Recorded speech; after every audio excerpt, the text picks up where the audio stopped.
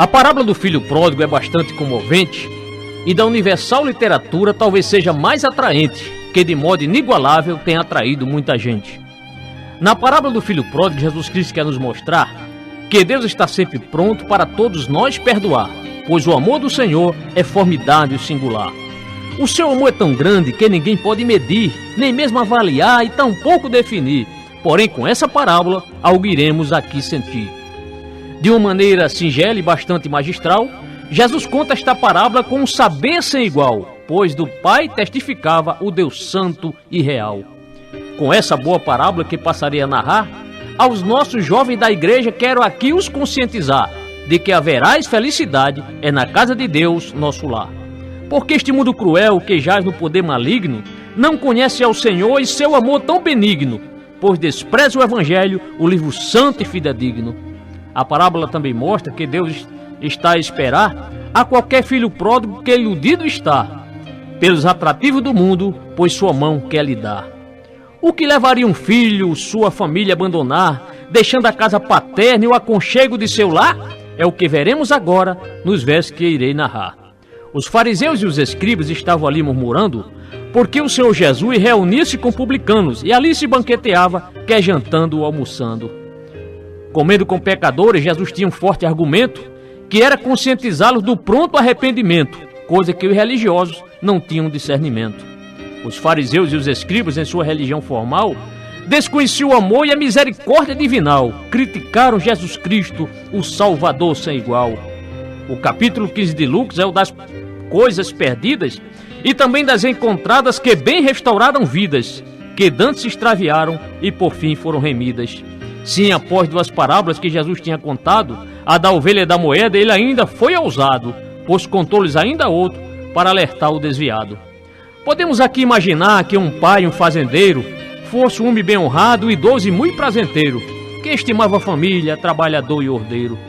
Talvez um pai que tivesse plantações e animais, e uma boa criadagem não seria nada demais, coisa de gente abastada com bons pastos e currais.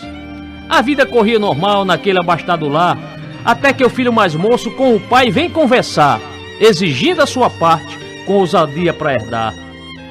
Com que dor aquele pai a seu filho atendeu, para repartir a herança que com esforço empreendeu, o patrimônio da família que a ele enobreceu. Manter o filho forçado em casa não adiantava, porque o seu coração longe de casa já estava, e assim a partilha feita, um terço de tudo levava. Porém os outros 2 terços com o primogênito ficou, pois assim mandava a lei e que Moisés bem registrou, em Deuteronômio 21, onde o legado autorizou. Então, não muito depois, o filho mais moço reuniu tudo o que recebera e de sua casa partiu, prevendo um bom futuro e nem sequer se despediu. Levando muito dinheiro da venda da sua herança, terra, animais e grãos, não fez sequer uma poupança, pois achava que a pecúnia trazia-lhe boa segurança. Não sabia dos reveses que por certo lhe aguardavam, os prazeres efêmeros que no mundo ali estavam, esperando aquela vida que já de longe tragavam. O aconchego do seu lar, no mundo ele não teria, e nem a cama de sede e tranquilidade lhe traria, pois a saudade de casa um dia lhe bateria. Para uma terra distante aquele moço se dirigiu, e cheio de esperança sozinho se introduziu, em meio a um povo estranho, interessado em desvario. E por causa da insensatez do seu vil procedimento, em pouco tempo este moço gastou todo o seu sustento, dissipando a sua herança, pois faltou-lhe o comedimento. E aquele moço forasteiro agora sim já conhecia a outra face do mundo que fere e só ludibria, que escraviza e explora, quer seja de noite ou de dia. Faltando dinheiro no bolso e sem nenhuma provisão, uma grande fome abateu e também na região, que dantes tinha escolhido para sua emancipação. Sem pai, sem pão e sem roupa, achou-se então solitário, e sem amigos e sem bens parecia um ordinário.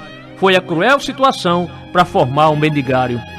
Para não morrer de fome em sua casa não pensou, contudo logo um emprego com o cidadão arranjou, que para cuidar de seus porcos logo então lhe contratou.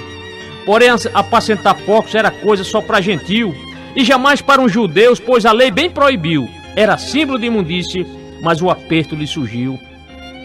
Porco gosta de lama e devora o que passar, pois esse não tem noção e sequer tem paladar. Para ele tudo é igual, comendo tudo o que há. Mas cuidando dos porcos, o moço logo projetou alimentar-se das vagens que para os suínos botou. Eram de alfarrobeira a comida que desejou. Com o estômago vazio e sem nada para almoçar, o moço caiu bem em si, vindo então a pronunciar: quantos servos de meu pai tem comida a sobrar? Aqui agora me encontro e de fome estou morrendo, assim dizia o moço com o estômago doendo, pois a fome o maltratava a ponto de estar perecendo. Dizia ele consigo: à casa de meu pai voltarei, e quando lá eu chegar, assim mesmo lhe direi: Pai, contra o céu e a ti, tão somente pequei. Eu não sou sequer digno de teu filho ser chamado, trata-me como uma pessoa, como um dos teus empregados. E assim levantou-se, prestes a ser alimentado. E assim partiu o moço, disposto a vida mudar, voltando pelo caminho que conduzia ao seu lar, porque a casa do pai tinha comida a fartar. Não sabemos quantas vezes seu pai saía a olhar, se o moço ainda voltaria um dia para o abraçar, e quantas noites sem dormir sua mãe teve que passar. Mas o moço caminhava, pois tinha agora refletido, vendo sua indignidade, e estava mesmo abatido, e para chegar sem demora foi importante ter agido. Vindo ele ainda longe, quando seu bom pai o viu, e cheio de compaixão uma grande emoção sentiu, pois correu para o seu filho, aquele mesmo que partiu. Porque um pai verdadeiro o filho conhece a distância, e mesmo estando maltrapilho, para ele não há importância, e ainda que esfarrapado, não olha com repugnância. Correndo emocionado do filho se aproximou, e abraçando fortemente, seu rosto muito beijou. Era grande a alegria pelo filho que retornou. Lágrimas desceram dos olhos daquele pai amoroso, pois afeto muito tinha pelo filho mal cheiroso. Mas isso não importava, porque era carinhoso.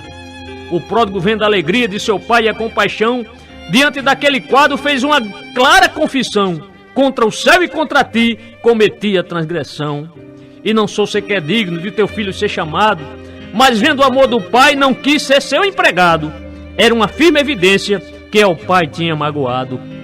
O pai, chamando o criado, bem firme determinou: depressa a melhor roupa, que indo buscar voltou. Vista-no em meu filho, e o servo se apressou. Porque a melhor roupa fala assim de posição, também fala de dignidade, simbolizando a justificação, e ainda acima de tudo, do banquete da salvação.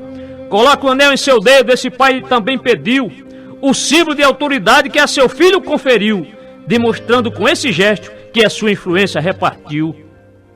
Põe a calçada em seus pés, isso disse com precisão, porque tal atitude mostra filiação, uma vez que só escravos descalços pisavam no chão.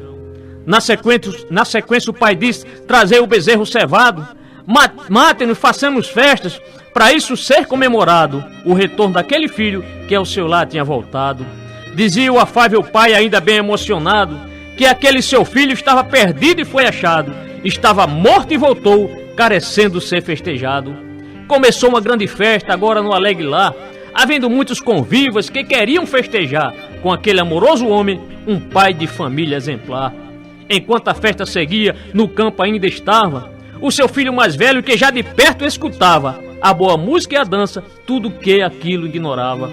Daí o filho mais velho, vendo um servo, chamou: o que está acontecendo? Foi o que ele perguntou, e este foi logo dizendo que o seu mano retornou.